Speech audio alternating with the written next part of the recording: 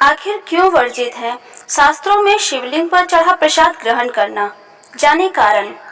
शिवलिंग के अनुसार शिव जी पर चढ़ाया गया प्रसाद ग्रहण करने से व्यक्ति के समस्त पाप मिट जाते हैं, किंतु कुछ अन्य धार्मिक मान्यताओं में शिवलिंग पर चढ़ाया गया प्रसाद ग्रहण करने से मना किया जाता है। पूजा में भगवान तथा देवों को चढ़ाया गया प्रसाद अत्यंत पवित्र, रोग शोक नाशक तथा भाग्यवर्धक माना गया है, किंतु शिवलिंग पर चढ़ाया गया प्रसाद ग्रहण करने से मना किया जाता है। यहाँ यह ध्यान रखना आवश्यक है कि कुछ परिस्थितियों में ही इस प्रसाद को ग्रहण करना निषेध है। कुछ शिवलिंग पर चढ़ाया गया प्रसाद ग्रहणीय है। ऐसी मान्यता है कि भूत प्रेतों को प्रधान माना जाने वाला गण चंडेश्वर भगवान शिव के मुख से ही प्रकट हुआ था। वह हमेशा शिव जी की आराधना में लीन रहता है और शिवलिंग पर चढ़ाया गया प्रसाद उसी के हिस्से में जाता है। इसीलिए अगर कोई इस प्रसाद को खाता है तो वह भूतों प्रेतों का अंश ग्रहण कर रहा होता है।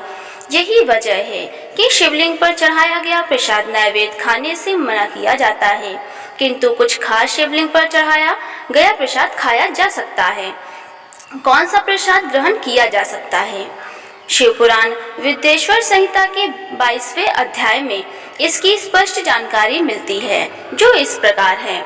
चंडाधिकारो यत्रास्ति तद्भोक्तव्यम न मानवः, चंडाधिकारो नो यत्र भोक्तव्यम तच्च भक्तितः। अर्थ, जहाँ चंड का अधिकार हो वहाँ शिवलिंग पर अर्पित प्रसाद मनुष्य को ग्रहण नहीं करना चाहिए, किंतु जो चंड के अधिकार में नहीं है शिव को अर्पित वह प्रसाद ग्रहण किया जा सकता है। शास्त्रीय मान्यताओं के अनुसार आप शिवलिंग का प्रसाद ग्रहण करें या नहीं, इस बात पर निर्भर करता है कि शिवलिंग किस धातु या पदार्थ से बना है।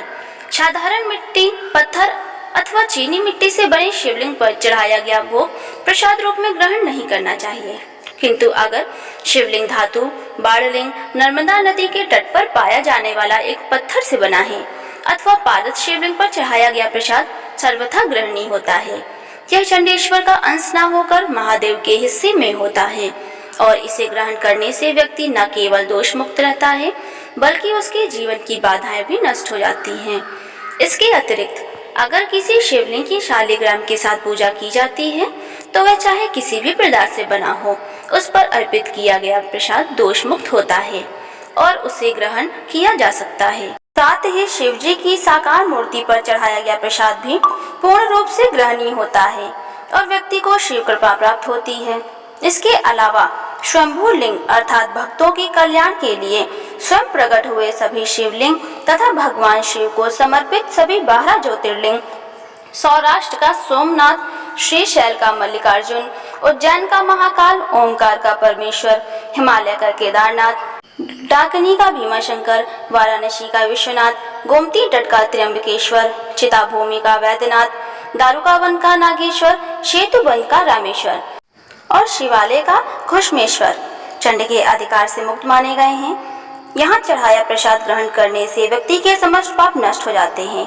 सिद्ध किए गए शिवलिंग शास्त्रों के अनुसार शिवलिंग की उपासना करते हुए किसी ने सिद्धियां प्राप्त की हो या जो सिद्ध भक्तों द्वारा प्रतिष्ठित किए गए हों, उदाहरण के लिए काशी में शुक्रेश्वर, वृद्धकालेश्वर, सोमेश्वर आदि शिवलिंग जो देवता अथवा सिद्ध महात्माओं द्वारा प्रतिष्ठित माने जाते हैं, उस पर चढ़ाया गया प्रसाद भी भगवान शिव की कृपा का पात्र बनता है। इसके अतिरिक्त शिव तंत्र की दीक्षा देने वाले शिव भक्त सभी शिवलिंगों पर चढ़ा प्रसाद ग्रहण कर सकते हैं। उनके लिए भगवान शिव के हर स्वरूप पर चढ़ाया गया प्रसाद महाप्रसाद समझा जाता है और ग्रहणीय है। प्रसाद जिसे आप ग्रहण न कर सकें, भगवान को अर्पित किया गया प्रसाद हर रूप में आदरणीय होता है। इसलिए जब इसे ग्रहण न करने की बात आती है तो मन में संशय होना भी आवश्यक है कि आखिर इसका क्या करें, क्या इसे किसी अन्य को देना चाहिए या फेंकना चाहिए। वस्तुतः यह दोनों ही गलत माना जाता है।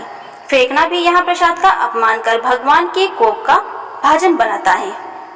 ग्रहण न किया जा सकने वाला प्रसाद किसी और को देना भी पाप का भागीदार बनाता है। इसीलिए इस प्रसाद को या किसी भी प्रसाद को जिसे आप खा नहीं सकते, किसी नदी, तालाब या बहते जल के स्रोत में प्रवाहित कर देना चाहिए। आपको जानकारी कैसी लगी हमें कमेंट में जरूर बताएं। वीडियो को लाइक करें, चैनल को सब्सक्राइब कर लें। धन्यवाद।